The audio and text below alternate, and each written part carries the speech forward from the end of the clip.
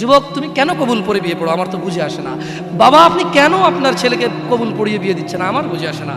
ভাই আপনি কেন আপনার মেয়েকে কবুল পড়িয়ে বিয়ে দিচ্ছেন, আমার বুঝে আসে না।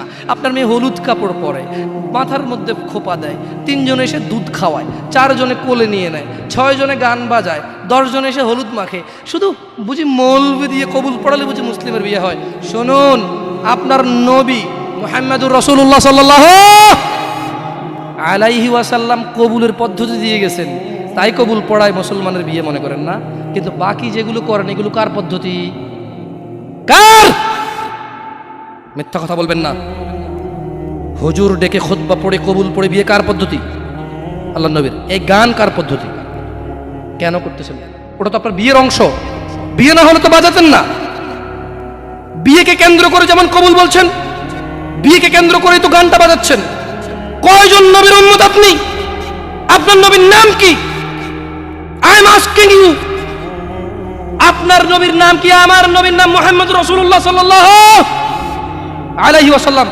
হু is the messenger of Allah for you? আপনার জন্য আল্লাহর নবী কে? কোন নবীর সুন্নত পালন করলেন গান বাজিয়ে?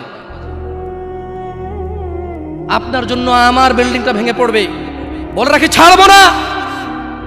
আল্লাহ তুমি আমার ভাইদেরকে হিদায়াত দাও, ইয়া আল্লাহ, ছাড়বো না।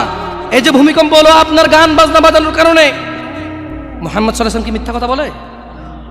কারা কারা হাত তোলেন তো যে মুহাম্মদ সাল্লাল্লাহু আলাইহি ওয়াসাল্লাম জানে না, মুহাম্মদ সাল্লাল্লাহু আলাইহি ওয়াসাল্লাম জানে না, এরকম কারা কারা স্বীকার করে? আল্লাহ নবী বলেছে যখন বাদ্যযন্ত্র বেড়ে যাবে, গায়িকারা সম্মুখে এসে নাচবে, তুমি অপেক্ষা করো, পাহাড়গুলো কেঁপে উঠবে, পৃথিবীটা নড়ে উঠবে। জালজালা ইযা যুলজিলাতিল আরদু জিলজালাহা, যখন পৃথিবী প্রবল কম্পনে প্রকম্পিত হবে।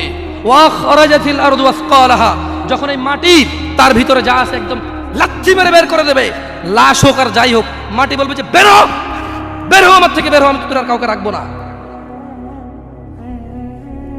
ওয়া ক্বাল আল ইনসান, মানুষ বলবে মা লাহা মা লাহা, পৃথিবীটা কি হলো, এই মাটির কি হলো, কেন সে কবরগুলো লাশগুলো বের করে দিচ্ছে, কেন সে স্বর্ণ মতি হীরা মানিক্য বের করে দিচ্ছে, মা লাহা, এর কি হলো, কেন পাহাড় নড়ে উঠছে, কেন পাহাড় ভেঙে চূর্ণ বিচূর্ণ হয়ে যাচ্ছে।